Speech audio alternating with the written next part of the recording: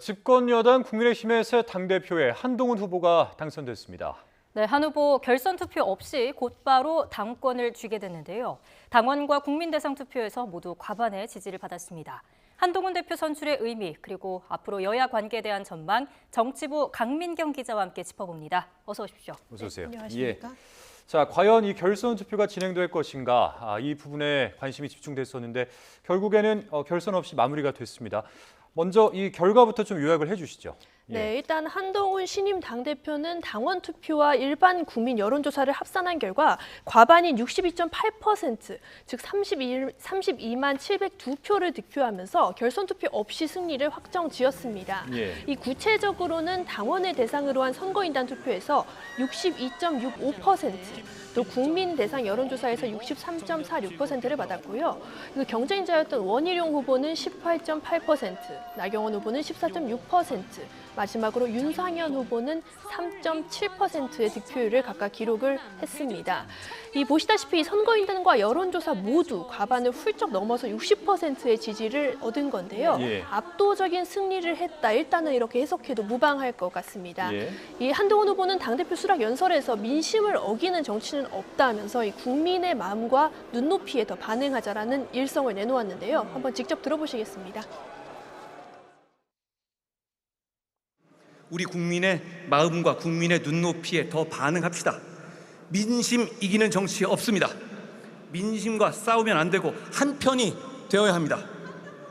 지금 거대 야당이 역사상 유례를 찾기 어려울 정도로 폭주하고 있지만 민심이 저 폭주를 일방적으로 제지하고 있지 않습니다. 네, 한동훈 신임 대표 그야말로 압도적 승리를 거뒀고요. 지도부 구성도 짚어보겠습니다. 함께 일할 최고위원 5명 어떻게 구성이 됐고 균형 관계는 어떤가요? 네, 조금 전에 한동훈 당대표의 옆에, 그리고 뒤에 서 있었던 사람들이 바로 최고위원 당선자인데요. 일단 이번 지도부는 당대표 1명, 그리고 최고위원 4명, 청년 최고위원 1명 이렇게 구성이 되어 있습니다. 현재 같이 그래픽으로 보시고 계신데 이번에 모두 9명이 출마한 국민의힘 최고위원 중에서 4명이 당선이 됐는데 일단 여성 몫의 김민전 후보를 포함해서요.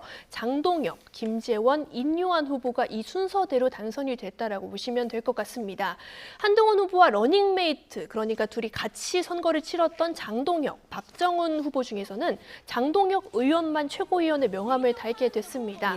이 다만 4명이 출마한 청년 최고위원에서 마찬가지로 한동훈 후보의 러닝메이트였던 진종호 후보가 당선이 됐습니다. 이 결과적으로 오늘 당선된 지도부 6명 중에서 한동훈 신임 대표 본인을 포함해서 3명을 친한계 이렇게 분류할 수 있을 것 같습니다. 뭐 개괄적으로 정리를 지금까지 해주셨는데 이제는 이 결과에 대한 해석으로 좀 들어가 보면 좋을 것 같습니다. 근데 한동훈 후보의 결선 없는 당대표 당선, 뭐 이 자체를 두고 어떻게 좀 저희가 의미를 짚어봐야 될까요? 네, 사실 여러 가지 해석 자체가 나올 수 있는데요. 일단 한동훈 대표가 가장 큰 변수로 여겨졌던 이른바 윤한 갈등 논란을 극복하고 단판의 단승으로 당권을 쥐었다는 게 가장 주목할 만한 대목인 것 같습니다. 그야말로 한판승을 거둔 건데요. 이 한동훈 대표가 비대위원장으로 총선을 이끌었던 때에 점화됐던 이 윤한 갈등 논란은 이번에 전당대회 선거에서도 사실 끊이질 않았습니다. 이 대통령실에 별다른 언급이 없었음에도 불구하고 경쟁자 3명의 잇따른 언급을 고리로 논란 자체가 계속된 겁니다. 특히 선거인당, 즉 당원들의 지지마저 높았다는 점을 좀 유의 깊게 살펴보면 좋을 것 같은데요. 선거인단은 전통적인 지지층이 많은데 이 한동훈 대표는 전체의 62.6%, 즉 과반을 넘는 득표를 얻었는데 이는 63.5%를 기록한 일반 국민 여론조사와 크게 다르지 않은 수치입니다. 차이가 별로 없네요. 그렇습니다. 그게 좀 가장 주목할 만한 포인트인데요. 즉 이 당정 갈등 위험과 윤한 신뢰 논란에도 불구하고 전통적인 당원들마저 한동훈 신임 대표를 밀어줬다는 데 좀 의미가 있는 것 같습니다. 이 자체를 두고도 또 해석이 여러 가지 나올 수 있는데 일단 뭐 당원들이 차기 대권 잠룡을 밀어주는 정치적 선택을 했다 이런 말도 나오고 있고요. 또 친윤을 강조하고 나선 원희룡 후보를 좀 외면함으로써 현재 권력에 대한 좀 견제에 나선 것 아니냐 이런 해석도 가능한 여러 해석이 나올 수 있는 대목입니다. 다만 일단 확실한 건 기존 당원마저 기존 정치인이자 당정 밀착 유대 이런 거를 강조했던 원희룡, 또 넓게 보면 나경원 후보보다는 신인 정치인일 수도 있고 또 당의 소신을 강조하고 가장 중요하게 변화를 강조했던 한동훈 후보의 손을 들어줬다는 것 아닐까 싶은데요. 이 부분은 앞으로의 당정 관계에도 적지 않은 영향을 미칠 걸로 보이는데 일단 한동훈 신임 당대표가 굳건한 당원 지지를 기반으로 새로운 당정 관계, 즉 수평적인 당정 관계를 구축하려는 시도를 할지 그 여부가 단건적으로는 제일 주목되는 부분입니다. 네. 그러니까 민심, 당심 모두 한동훈 후보에게 쏠렸다 이렇게 볼 수 있을 것 같은데 약 한 달간 펼쳐진 이번 전당대회 한 후보에게 불리한 쟁점이 많았잖아요. 하지만 반전은 없었습니다. 전체적인 흐름 한번 짚어주시죠. 네, 일단 말씀을 좀 한 줄로 정리를 하자면 이 초반부터 한동훈 대 비한동훈 구도가 펼쳐졌는데 예. 그렇게 흘러가던 국민의힘 전당대회가 이변 없이 그대로 한동훈 대표의 승리를 확정지었다 이렇게 보면 될 것 같습니다. 다만 이번 전당대회는 크게 세 가지 변곡점이 있었는데요. 최상병 특검법 그리고 김건희 여사 문자 논란 마지막으로 패스트트랙 공소 취소 요청 사건이 그건데요. 같이 그래픽으로 한번 보시겠습니다. 네. 네, 일단 한 대표가 출마와 동시에 제안했던 제3자 특검 추천 방식을 놓고 후보자 간 입장차가 극명하게 갈리면서 처음부터 전운이 흘렀습니다.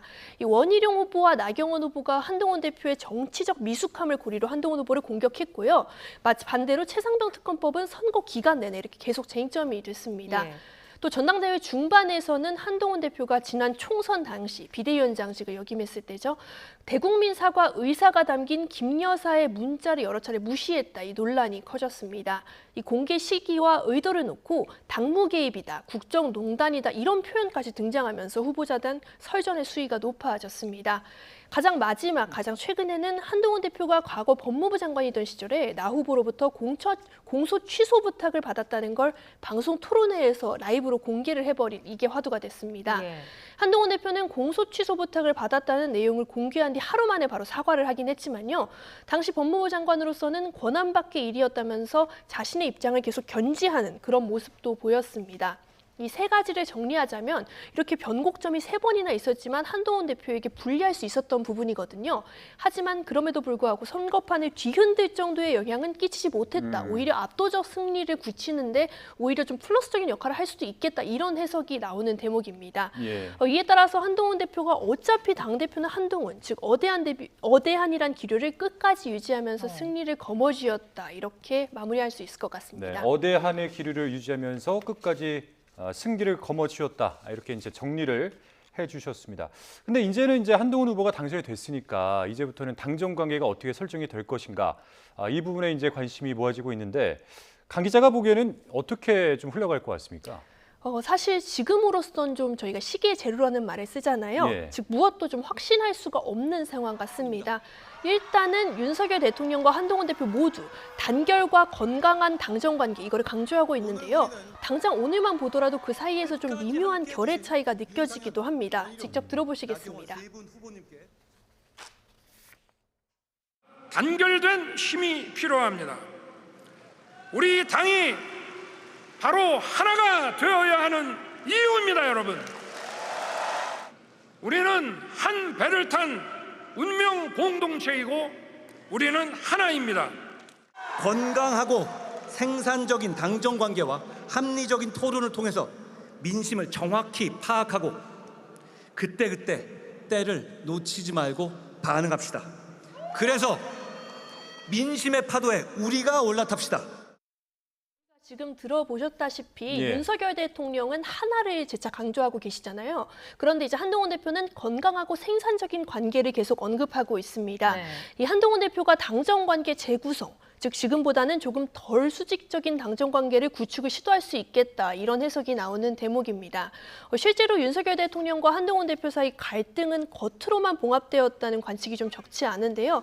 이 당장 윤 대통령이 오늘 전당대회에도 참여를 했습니다. 그렇지만 다른 일정을 이유로 결과가 발표되기 전에 자리를 뜬 걸 두고도 사실 여러 해석이 나왔습니다. 예. 이 같은 상황에서 한동훈 대표가 앞으로 당정 관계를 어떻게 정립할지 관심이 쏠리는데요. 이 한동훈 대표는 기자들과 만나서 조만간 윤석열 대통령을 찾아뵐 예정이라 이렇게 밝혔는데요. 또 생산적 당정 관계를 위해서 자주 소통할 예정이라고도 말했습니다. 또 조금 전에 YTN 출연에서도 한 대표는 당선 직후에 당과 정이 화합하면서 잘 하겠다는 취지로 윤석열 대통령에게 자기가 직접 전화를 드렸다고도 밝혔는데요. 일단 이렇게 표면적으로는 당정 관계를 나쁘지 않게 가져가려는 의도가 양측 모두에게서 읽힌다고 볼 수 있겠습니다. 예. 그렇다면 이제 남은 건 둘의 대면 회동인데요. 그러겠죠. 이 예. 둘이 언제쯤 회동을 할지, 또 회동에서 어떤 대화가 나눌지, 또 나아가서 둘의 회동이 좀 정기적으로 이루어질지 뭐 이런 거에 따라서 앞으로의 당정 관계를 가늠해 볼 수 있을 것 같습니다. 네, 당정 관계 재구성뿐 아니라 숙제가 적지 않다 뭐 이런 분석도 나오고 있는데 한동훈 신임 당대표 앞에 쌓인 숙제들 한번 마지막으로 짚어주시죠. 네, 일단 가장 큰 숙제는 방금 전에 말씀드렸던 당정 관계가 될 거고요. 또 다른 숙제로는 당 안과 당 밖 이렇게 나눠볼 수 있을 것 같은데요. 일단 당 밖으로는 역시 대야 공세 방어가 핵심 화두입니다. 예. 일단 야권, 특히 민주당은 당장 김건희 여사 특검법 등 각종 공세를 예고하고 있는데요. 여기에 더해서 지난 19일에 더해서 오는 26일, 당장 이번 주인데 윤석열 대통령 탄핵 요청 청문회를 개최하는 등 이 국회를 기점으로 맹렬하게 대여 공세를 펼치는 상황입니다. 특히 오는 26일 청문회에서는 민주당은 김건희 여사를 법사위 증인으로 채택까지 한 상황인데요. 예. 이 원외이자 아직까지는 정치 초보자로 분류되는 한동훈 신임 대표가 이걸 어떻게 방어할 수 있을지 관심이 쏠립니다. 그렇다면 당 내에서는 일단 이 치열한 한 달간의 선거 과정에서 발생한 당내 갈등을 어떻게 해소할지가 변수가 될 것 같습니다. 예. 이번 전당대회는 사실 아까 말씀드렸다시피 어대한 기류 속에 상대 후보의 거센 견제와 또 경쟁, 과열 우려가 적지 않았는데요. 이런 치열한 경쟁 과정에서 표출된 감정적인 앙금을 한동훈 신임 당대표가 어떻게 풀지 앞으로의 행보가 궁금해지는데 일단 경쟁자였던 윤상현 후보는 한동훈 대표에게 축하의 뜻을 SNS로 전하면서 이 모든 구성원을 아우르는 통합의 리더십을 보여달라 이렇게 당부를 했고요. 예. 또 나경원 의원도 기자들과 만난 자리에서 당 안팎의 위기 요인을 극복하기 위해서 새로운 지도부와 함께 하겠다, 힘을 합치겠다 이런 뜻을 밝힌 상태입니다. 이렇게 내부 갈등 봉합 측면에서 보면 일단은 청신호가 켜진 건데 최종적으로 어떻게 흘러갈지는 조금 더 지켜봐야 할 것 같습니다. 여기까지 듣겠습니다. 지금까지 정치부 강민경 기자와 함께 국민의힘 전당대회 결과와 의미 또 앞으로의 전망까지 살펴봤습니다. 오늘 말씀 고맙습니다. 네, 고생하셨습니다.